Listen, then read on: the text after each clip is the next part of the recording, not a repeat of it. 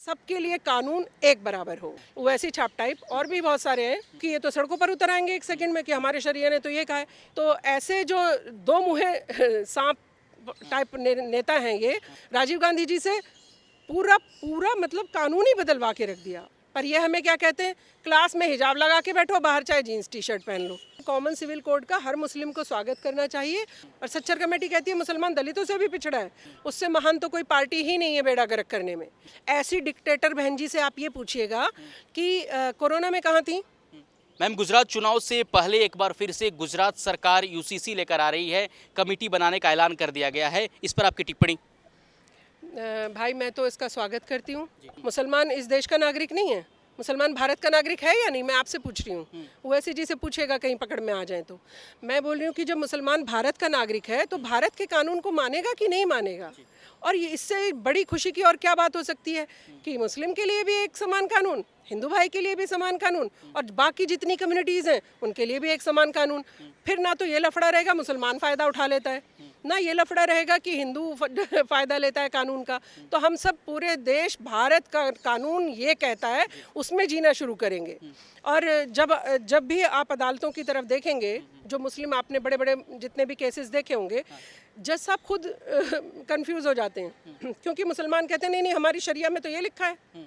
तो वो जजमेंट भी पास करना इनके लिए मुश्किल हो जाता है कि हम उसे पढ़ें कि इससे पढ़ें कि क्या, मतलब हम क्या जजमेंट दें, क्योंकि ये तो सड़कों पर उतर आएंगे एक सेकंड में कि हमारे शरिया ने तो ये कहा है। इसीलिए कॉमन सिविल कोड सबको एक समान कर देगा और इससे अच्छी किसी देश की कोई बात हो नहीं सकती कि सबके लिए कानून एक बराबर हो। मैम, देश शरिया से चलेगा या फिर देश के कानून से? देश के कानून से ऑफ कोर्स। बातों बातों में आपने देखा होगा ओवैसी जी को कभी संविधान सर पे रख के घूमते हैं लेकिन बात शरिया की करते हैं। किताब हमेशा संविधान की दिखाते हैं लेकिन कानून किसका फॉलो करने को कहते हैं, शरिया का।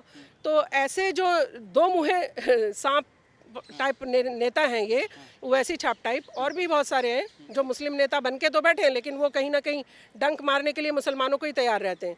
आज मुसलमानों की स्थिति अच्छी क्यों नहीं है, मैं पूछना चाहती हूँ। जब विपक्षी सारी पार्टियां हमारे लिए उत्थान के लिए कार्य कर रही थी तो आज मुसलमान इतना पीड़ित और पीछे और अनपढ़ क्यों है और पंचरबाज है। किसने कहा पत्थरबाज पंचरबाज, ये किसने बना दिया? तो आपने उन्हें अपलिफ्ट करने के लिए काम नहीं किया। मुझे वोट कैसे देंगे, सारा षड्यंत्र यहीं पर रचते रहे। एक बेचारी बहन गई थी लेने के लिए कि गुजारा भत्ता दिलवा दो, 50 साल की बूढ़ी गई थी एक कि मुझे तलाक दे दिया, ट्रिपल तलाक, मुझे गुजारा भत्ता दिलवा दीजिए। इन्होंने उसे गुजारा भत्ता नहीं लेने दिया भाई। एक मुस्लिम पीड़ित बहन की जो 50 साल की थी, वो बेचारी नौकरी भी करने लायक नहीं थी, उसको इन्होंने 100 रुपये गुजारा भत्ता नहीं लेने दिया। आप सोच कर देखिए, न्यायालय ने उसे न्याय दिया कि गुजारा भत्ता मिलना चाहिए, लेकिन इन्होंने संसद में जाके राजीव गांधी जी से पूरा मतलब कानून ही बदलवा के रख दिया। आप सोच कर देखिए इनकी सोच क्या रही होगी। ना मुस्लिम बहनों के लिए इनकी सोच है, ना मुसलमान कैसे आगे बढ़ेगा, देश में कैसे आगे बढ़कर काम करेगा, देश से कैसे जुड़ेगा। वो सम्मान जो कभी मुसलमानों का हुआ करता था, वो जो इन्होंने आज खो दिया है। आज मुसलमान को देखते ही हर कोई कहीं ना कहीं बचने की कोशिश करता है। देश का प्रधानमंत्री कह रहा है कुरान भी लीजिए, किताब भी लीजिए, पर यह हमें क्या कहते हैं, क्लास में हिजाब लगा के बैठो, बाहर चाहे जीन्स टी शर्ट पहन लो, क्योंकि हमारी राजनीति चमकनी चाहिए। इनकी राजनीति की वजह से कुछ लड़कियां एजुकेशन नहीं ले पा रही हैं, कुछ हज़ार लड़कियां। तो इसका खमियाजा कौन भुगतेगा? जो वो बेटियां हमारी पढ़ाई नहीं कर पा रही हैं। इनके हिजाब के राजनीति के चक्कर में बेटियां पढ़ाई से वंचित रह जाएं, लेकिन इनकी राजनीति भंजती रहनी चाहिए। तो मैं बोल रही हूँ कि कॉमन सिविल कोड का हर मुस्लिम को स्वागत करना चाहिए। और ओवैसी जी की बात ना, जब वो कुछ बोले कान में रुई डाल के बैठ जाइए, समझ जाइए हमारे खिलाफ ही काम कर रहा है। ज़रूरी नहीं है मुस्लिम नेता है तो आपके लिए अच्छा ही बोल रहा होगा या अच्छा ही समझाने की कोशिश कर रहा होगा।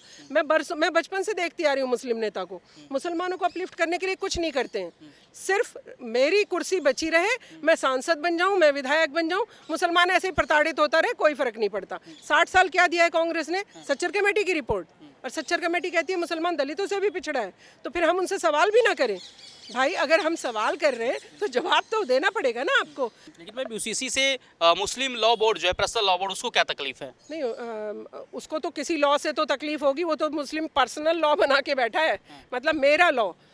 एक देश में फिर तो हिंदू भाई कहें मेरा अपना लॉ होना चाहिए, और जैनी कहेंगे मेरा अपना लॉ होना चाहिए, और पारसी कहेंगे मेरा अपना लॉ होना चाहिए। बाकी किसी कम्युनिटी ने अपना फलाना पर्सनल लॉ बनाया?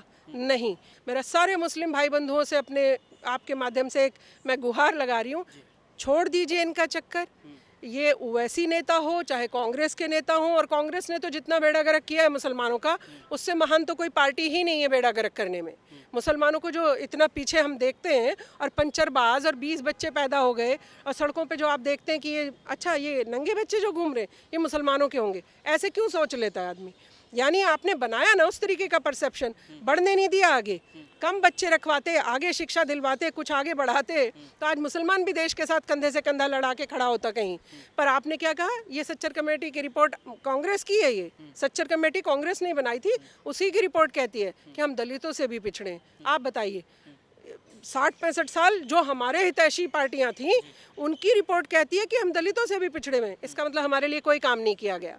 आज के प्रधानमंत्री आप नरेंद्र मोदी जी की तरफ देखिए, मैं तो उनके मुंह से कभी हिंदू के लिए ये या मुसलमान के लिए ये स्कीम उसके लिए लेकर आए जी, ये स्कीम, खाना मिला, सबको मिला, हर कम्युनिटी के व्यक्ति ने लिया। मैम, यूसीसी पर मायावती जी का ट्वीट आया। मायावती जी बहुत दिन बाद बोली, यूसीसी पर बोली कि जो मेन मुद्दा है उससे बीजेपी भटका रही है, मतलब कि बेरोजगारी, महंगाई इतना तेज गति से आगे बढ़ रहा है, उसको नज़रअंदाज करके अब नए मुद्दे ला रहे हैं ताकि लोग, युवा जो है वो आगे दूसरे ओर भड़क जाए। मैं आपके माध्यम से नीतीश भाई मायावती जी से कुछ पूछ लूं?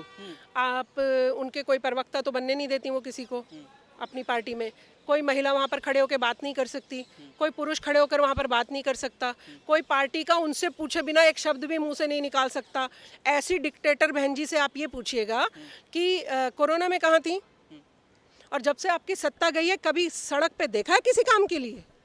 बहन जी को देखा है आपने कभी? मैं दलितों पे ही पूछ ले रही हूँ, बाकी कम्युनिटी को छोड़ दीजिए। किसी दलित बहन बेटी के साथ कोई घटना घटी हो, एक बीएसपी का आपने कोई नेता, कोई कार्यकर्ता कहीं खड़े देखा है आपने? नहीं। दलितों की वोट दे दीजिए, लेकिन मैं खड़ी कहीं नहीं होंगी। लेकिन दलितों ही और बहुजनों के हितैषी तो बताते हैं अपने आप को मायावती। देखिए, हितैषी बताना अलग बात होती है। ऐसे तो वैसे भी मुसलमानों का हितैषी बताते हैं, लेकिन मुसलमानों के लिए करते कुछ नहीं है। ऐसे तो कांग्रेस भी मुसलमानों की हितैषी बनकर हमें सच्चर कमेटी की रिपोर्ट में बताती है कि वहाँ थे हम पिछड़े हुए, दलितों से भी पीछे हैं।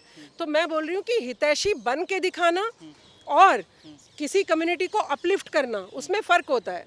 आज प्रधानमंत्री योगी जी, मोदी जी, जिनको भी हम देखते हैं, सीएम को, मैं देखती हूँ कि उनका एक अलग ही रवैया है। कम्युनिटी, कास्ट से लेना देना नहीं है। चाहे उन्हें कोई कुछ भी कहता रहे, मैं मानने को तैयार नहीं हूँ कि आप तो हिंदूवादी हैं जी। अरे हिंदू तो सारे ही हैं। कांग्रेसी क्या मुसलमान है? कांग्रेस के बड़े लीडर क्या मुसलमान है भाई? बहुजन समाज पार्टी के लीडर क्या मुसलमान है भाई? तो सब लोगों ने तो आपकी वोट ले लेके मजे लिए ही है ना। मैं बोल रही हूँ कि मुसलमानों को अपलिफ्ट करने के लिए कोई प्रधानमंत्री देश का खड़े होकर खुद कह रहा है, किताब लीजिए, कुरान लीजिए, आगे बढ़िए, शिक्षा की तरफ आइए। ये बोल रहे नहीं, हिजाब की तरफ लेके जाएंगे। अगर हम सब एक समान हो जाते हैं और हम सबको एक समान कानून मिलता है, न्याय भी एक जैसा, सजा भी एक जैसी, जो कर्म करोगे वो फल भी सबको एक जैसा मिलेगा, तो उसके लिए स्वागत करना बनता ही है भाई।